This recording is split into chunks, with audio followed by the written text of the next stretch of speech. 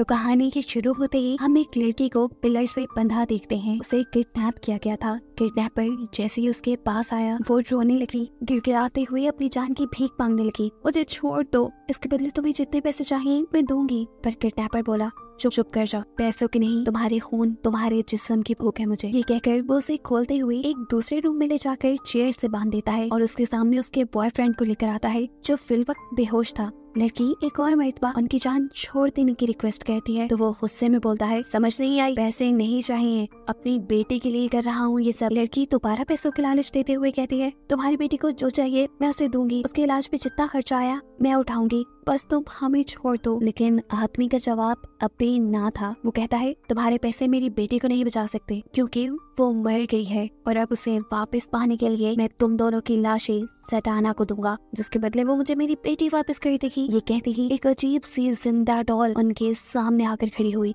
जिसे देखकर वो लड़की बुरी तरह डर गई। वो अब कुछ भी बोल नहीं पा रही थी। उसकी आंखों के सामने अब वो किडनैपर उसके बॉयफ्रेंड के मुंह पे टेप लगाता है और कुछ स्पेल्स पढ़ते हुए एक अजीब सी नाइफ उसके जिस्म में स्टैब कर देता है। उस लड़के की बॉडी से निकलता हुआ खून वो एक ग्लास में इकट्ठा करने लगा था और ये देखकर लड़की से बर्दाश्त नहीं हुआ। उसने अपने आप को छुड़ाने के लिए जोर लगाया और हाथ खुलते ही वो यहाँ से भाग गई। लेकिन भागकर जाती भी वो कहाँ पे? ये एक सुनसान आइलैंड था। भागते भागते जब वो थक गई और सांस लेने के लिए रुकी तो उसने फील किया उसके पीछे कोई है। जैसे ही वो पीछे मुड़ी तो उसके पीछे सटाना थी जो उसे लेकर दोबारा वहीं उसी फार्म हाउस में आ गई। किडनैपर उस लड़की को दोबारा बांध देता है और फिर काम खत्म करके अपने लॉन्च में आकर टीवी चलाता है जहाँ उसे एक डॉक्यूमेंट्री देखने को मिलती है। इस डॉक्यूमेंट्री की एंकर थी जोई, जो पूरी दुनिया की अजीबोगरीब जगहों पर डॉक्यूमेंट्री बनाती थी और उनका असल सब लोगों तक पहुँचाती थी। उसकी टीम के 6 लोग उसकी स्ट्रेंथ थे और सभी लोगों को नई नई जगहें डिस्कवर करना भी बहुत पसंद था। यहीं पर हम डोरी नाम की एक टीम मेंबर से मिलते हैं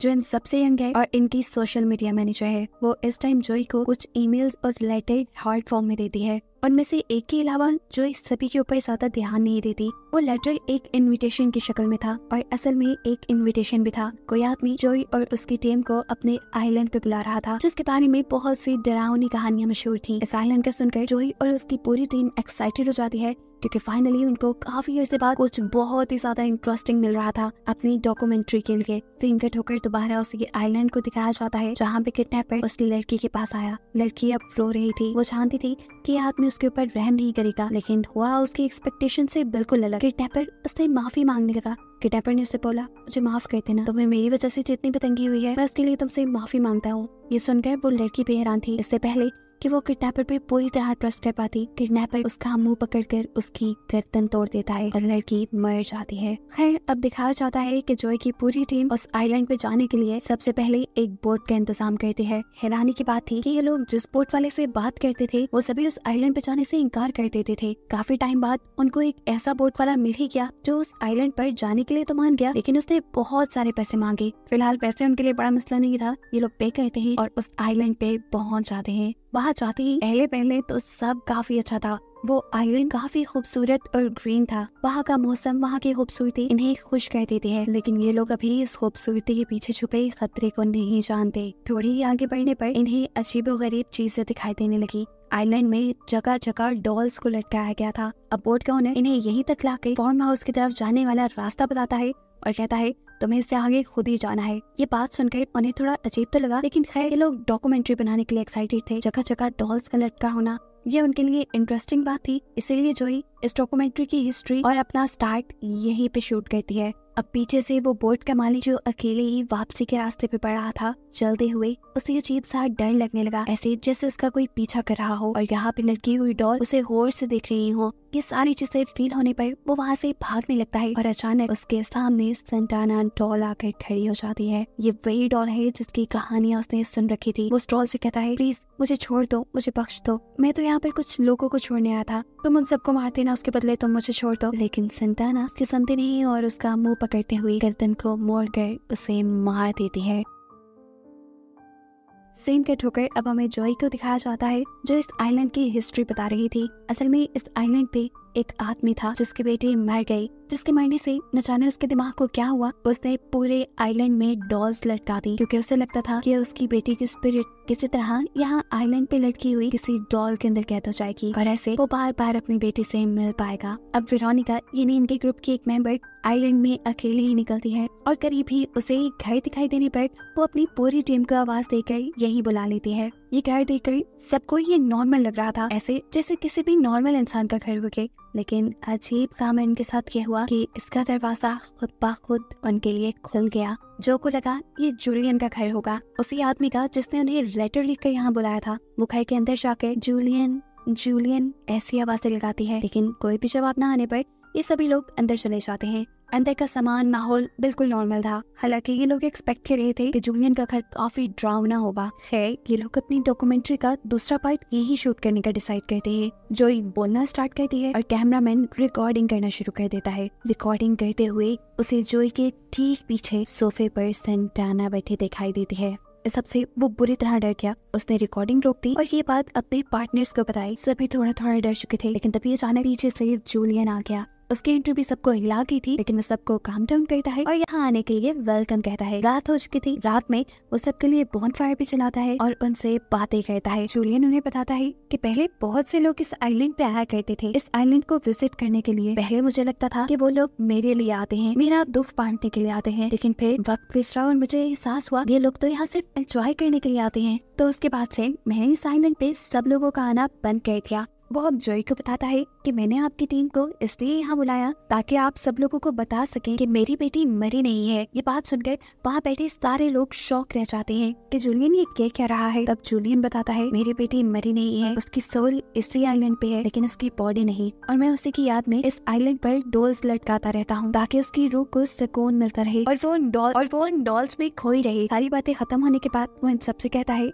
कि रात में साइलेंट पे ठंड हो जाती है, आप लोगों को ब्लैंकेट लेकर सोना चाहिए। अगर आप चाहें तो मेरे भी घर स्टे कर सकते हैं। लेकिन ये सब लोग इनकार कर देते हैं और जोई उससे कहती है असल में हमें रात के वक्त यहाँ के कुछ शॉट्स लेने हैं, ऐसे में आप डिस्टर्ब हो जाएंगे। कोई बात नहीं, हमें टेंट्स में कोई प्रॉब्लम नहीं होगी। जूलियन अपने घर चला जाता है। ये सब अपने अपने टेंट्स में चले जाते हैं, जबकि इनमें से कपल यहाँ पास के फार्म हाउस के बेसमेंट में चले जाते हैं रात गुजारने के लिए। अभी ये लोग यहाँ पर सो ही नहीं थे कि इन्हें बाहर से किसी के हंसने की आवाज आने लगी। पहले तो नहीं लगा कि वेरोनिका और टोरी इन्हें तंग कर रहे होंगे, लेकिन फिर अचानक इनके सामने आ गई और इनके कुछ सोचने से पहले ही सेंटाना ने उस आदमी के ऊपर हमला करके उसे मार डाला। उसकी वाइफ डरकर जोर से चीख मारती है और अगले ही सेकंड सेंटाना उसका भी काम तमाम कर देती है। वेरोना और टोरी इस टाइम आइलैंड के विजिट पे निकले हुए थे, जहाँ आइलैंड में इन्हें काफी सारी डॉल्स नजर आ रही थी। टोरी का मानना था ये सच में कोई पैरानॉर्मल एक्टिविटी है, यानी कोई डरावनी कहानी है इसके पीछे, लेकिन वेरोना इसे एक्सेप्ट नहीं कर रही थी। ऐसे में दोनों के दरमियान में बहस हो जाती है और वेरोना गुस्से में टोरी को वही आइलैंड में छोड़कर वापस आ जाती है। टोरी अब जोई के पास आती है जो स्क्रिप्ट लिख रही थी। यहाँ सर्दी भी बहुत थी, उसके पास ब्लैंकेट भी नहीं था। वो टोरी को बताती है मैं जूलियन के घर जा रही हूँ उससे एक ब्लैंकेट लेने के लिए। घर के करीब पहुँचने पर गलती से उससे शोर हो गया और जूलियन खुद ही बाहर निकल आया। उसने जूलियन को बताया कि वो तो ब्लैंकेट लेने के लिए वहाँ आई थी।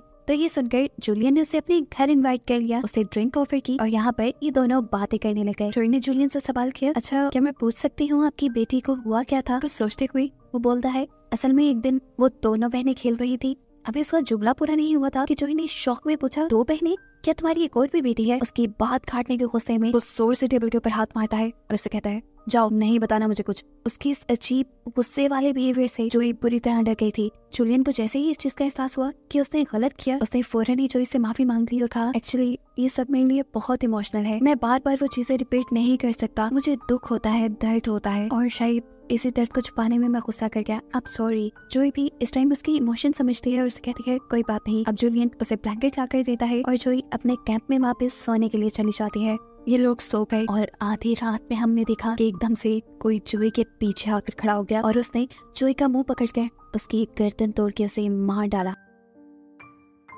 एकदम से जोई की आंखें खुली और हमें पता चला ये सब जो हमने देखा वो सिर्फ जोई का एक ख्वाब था। उसने ख्वाब में देखा था कि सेंटाना ने उसे मार दिया। वो डरकर उठ गई थी। उठते ही उसने देखा कि ये सुबह का वक्त था और उसके बाकी मेंबर्स भी उठ चुके थे और उसी का इंतजार कर रहे थे। अभी तक इनके ग्रुप के वो दो मेंबर मिसिंग थे जिन्हें रात हमने मरे हुए देखा है। उनके यहाँ ना होने की वजह इन लोगों को उनका इनसेंसिबल बिहेवियर लगता है। अब ये लोग उनके बगैर ही अपना काम स्टार्ट करने का सोचते हैं, लेकिन जो ऐसा नहीं चाहती थी। जो को लग रहा था कि हो सकता है वो किसी मुसीबत में फंस गए हों, हमें उन्हें ढूंढना चाहिए। उसकी बात सुनते हुए उसका साथी कहता है, अच्छा ठीक है, मैं और टोरी जा रही हैं शूटिंग के लिए, आप दोनों जाकर उन दोनों को ढूंढ लो। अब टोरी उस लड़की के साथ आ गई थी जूलियन के घर पे, जो इस टाइम लॉक था, और जूलियन खुद था इस टाइम जंगलों में। वो एक दरख्त के सामने खड़ा था जिसके ऊपर ग्रीन कपड़ों वाली डॉल लटकी हुई थी। वो अजीब तरीके से डॉल की तरफ देखकर मुस्कुराता है और डॉल भी उसे देखकर मुस्कुराने लगती है।